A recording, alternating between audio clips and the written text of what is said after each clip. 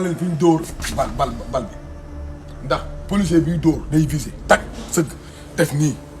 dóor mu dem léegi xool leen fii diggante fii ak fii léegi bàyyi na garde corps fi ñu toog parce que seen garde corps fii la toog léegi xool ko fu mu ko visé ndax lii bu jàlloon tak day dem si pro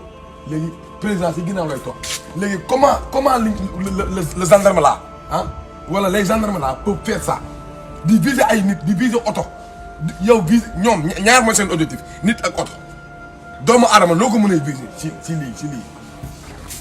lii diggante bii ak bii bu matul 1 mètre lu koy manqué bëriwul léegi le gendarme kii tiré buy tiré du lii day def nii mun a taf dóor léegi nag lii c'est pas normal tey lii bu jàlloon tey président waxtuñ ko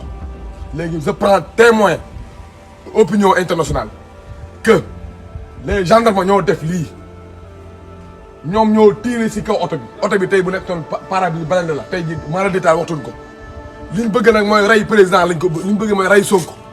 liñ ko bëgg a def ñun duñ ko def balaa ñuy rey Sonko ñun du ñu rey ba pare doo ko rey Sonko lii c'est pas normal du tout oto bi bu nekkoon pare-brise bi balende la tey ji waxtuñ ko xool leen oto bi du benn oto bi kese yàq nañ plus de 9 oto yoo xam ne seen pare bi toj na 9 oto si lan bàyyi ñu jàlloo pour lan si benn doomu aadama Macky Sall waaye ti ose mu taxaw mu di wax 3e mandat wiri jaru ko man li nit ñi di wax dama koy wax lu ñu ragal a wax Macky Sall yow laay waxal baa doola nga naa fekk nga hypocrite nga waaye soo ko moom boo ko neree lekk yow ñu lekk la yéey la yow